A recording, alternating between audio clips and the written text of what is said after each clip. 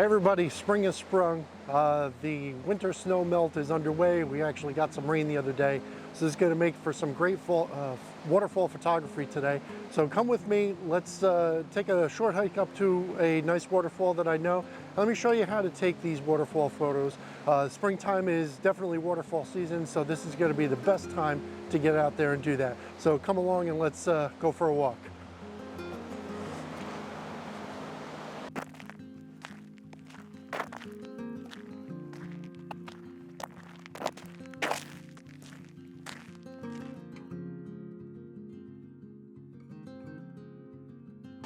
So the first thing to know about waterfall photography is going to be what you're going to bring with you. Obviously there's usually some hiking involved and everything else, but right now I'm going to just cover some of the camera equipment for you because this is what you're going out for. You're going out for taking photos of a waterfall, so the camera equipment is going to be of utmost importance. First thing, make sure you have a tripod. A good sturdy tripod is definitely necessary when taking waterfall photography.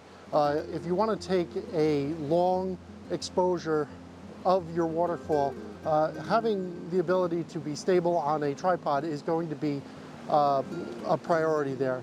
The next priority, or actually the first priority, is obviously your camera. So with me today I actually took my 24-70 standard zoom lens. This lens does pretty well. It also has the adapter ring for my filter system, which we'll get to in a second.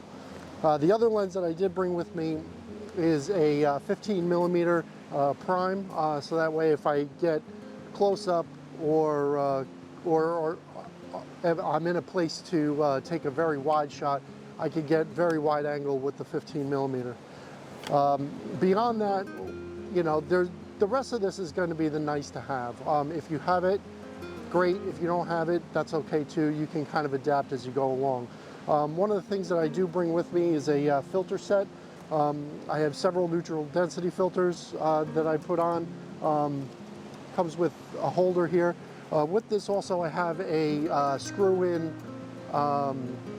polarizer as well. So outside of your neutral density, having a polarizer in these situations is going to be very nice to have, because the polarizer will do one thing. It'll help bring up the reflections in the water to help you out, or it's actually going to reduce or remove the reflections in the water to give you, you know, more of the depth and color within the stream bed and the waterfall.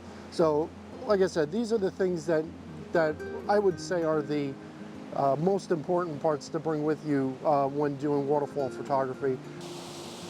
Once you arrive at the waterfall, make sure to use your tripod and a remote shutter release or self-timer to keep your camera steady and avoid blurry shots.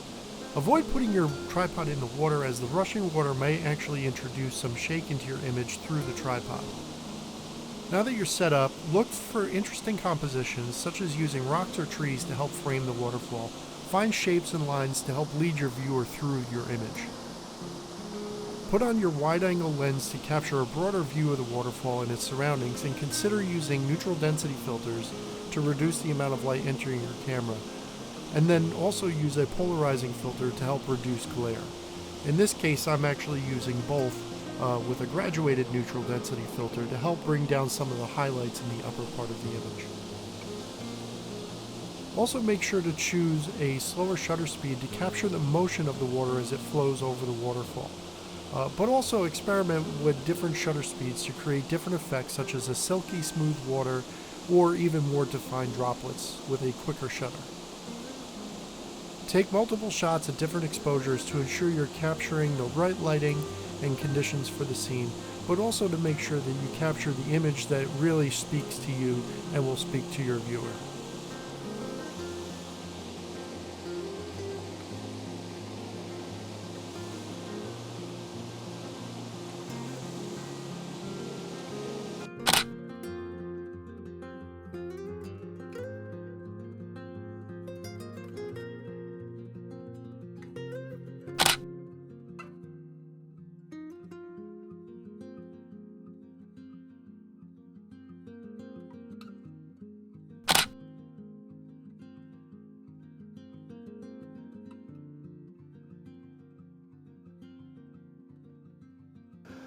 Thanks for joining me on this short adventure to a waterfall this morning. I hope you guys get some great photos with some of the tips and tricks that we've covered here today.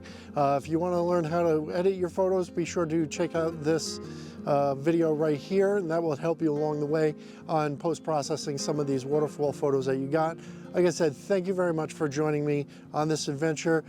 Please give me a like and subscribe if you don't mind, and I'll see you again next week. Go out and capture some great photos. Take care.